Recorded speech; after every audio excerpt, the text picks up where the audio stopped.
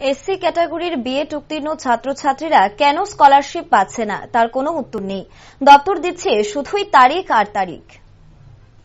রাজ্য সরকার রাজ্যের শিক্ষার মান উন্নয়নে বহুমুখী পরিকল্পনা নিয়ে এগিয়ে চলছে, কিন্তু গত 3 মাস যাবৎ রাজ্যের বিএড পাশ করা এসসি ক্যাটাগরির বহু ছাত্রছাত্রী এখনো পর্যন্ত তাদের ন্যায্য স্টাইপেন্ড পায়নি। বহুবার গোর্খা উপস্থিত তপশিলি জাতি কল্যাণ দপ্তরে এসে স্টাইপেন্ডের বিষয় নিয়ে আধিকারিকদের সাথে কথা বলেও কাজের কাজ এখনো পর্যন্ত কিছুই হয়নি। বাধ্য হয়ে শনিবার আবারও ছাত্রছাত্রীরা তপশিলি জাতি কল্যাণ দপ্তরে এসে ধর্নায় বসে। পরবর্তীতে আধিকারিকের সাথে কথা বলেন, কিন্তু কোনো কিছুই সুরাহা হয়নি এখনো পর্যন্ত। গত 20 সেপ্টেম্বর আধিকারিকের সঙ্গে বিএড উত্তীর্ণ ছাত্রছাত্রীরা দেখা করে তাদের স্কলারশিপ দেওয়ার দাবি জানিয়েছিলেন। তখন আধিকারিক তাদের আশ্বাস দিয়েছিলেন অক্টোবর মাসের 7 তারিখের মধ্যে তাদের স্কলারশিপের টাকা দিয়ে দেওয়া হবে। ছাত্রদের অভিযোগ, দপ্তরটি সম্পূর্ণ ব্যর্থভাবে চলছে। এদিন দপ্তরের আধিকারিক ছাত্রছাত্রীদের বলেন কেন্দ্র নাকি টাকা দিচ্ছে না। তাদের অভিযোগ, ধার দেনা করে গত আগস্ট মাসে তাদের বিএড কোর্স সম্পূর্ণ করেছেন, এখন কলেজ কর্তৃপক্ষ টাকা পরিশোধ করার জন্য চাপ দিচ্ছে।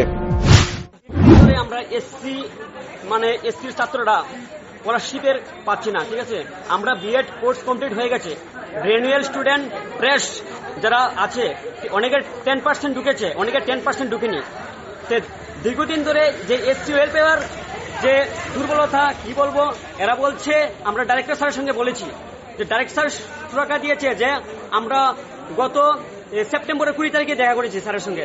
স্যারে বলেছে যে অক্টোবরের 7 তারিখের মধ্যে 5 তারিখের মধ্যে ঢুকে যাবে, কিন্তু আজকে 7 তারিখ কমপ্লিট হয়ে গেছে, অথচ আমরা স্কলারশিপ পাচ্ছি না। স্কলারশিপ না পাওয়ার ব্যর্থতা, দীর্ঘদিন ধরে এই ডিপার্টমেন্টটা ব্যর্থভাবে চলছে, এসসি ওয়েলফেয়ারটা। কারণ আমরা প্রতিনিয়ত আমরা কল করছি, আমরা ধার দেনা নিয়ে আমরা এই কোর্সটা বিএড কোর্সটা কমপ্লিট করেছি, কিন্তু বহিরাজ্যে আমরা করছি। আমরা কলেজ থেকে প্রতিনিয়ত আমরা চাপ দিচ্ছে যে আমরা ডিউর মাধ্যমে আমরা চাপ দিচ্ছে যে ডিউ ক্লিয়ার করার জন্য, কিন্তু আমরা ডিউ কিভাবে ক্লিয়ার করব? আমরা যে স্কলারশিপের মাধ্যমে আমরা ভর্তি হয়েছি, কিন্তু স্কলারশিপ আমরা পাচ্ছি না। সঠিক আমরা 3 মাস অতিক্রান্ত হয়ে গেছে, আমরা আগস্ট মাসে আমরা কোর্স কমপ্লিট হয়ে গেছে, কিন্তু আমরা এখনো স্কলারশিপ পাচ্ছি না। যে এটা এই থাল বাহানা, আমরা প্রত্যেক দিন তো আমরা আসতে পারবো না।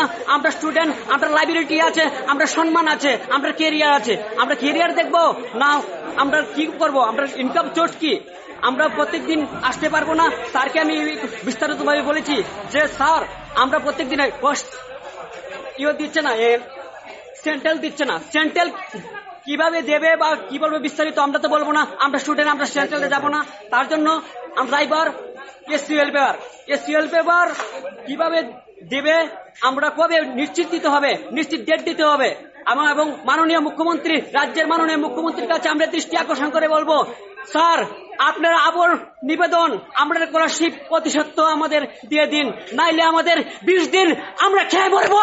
রাকেশ দাস আমি বলছি, খেয়ে মরবো, কি বলবো।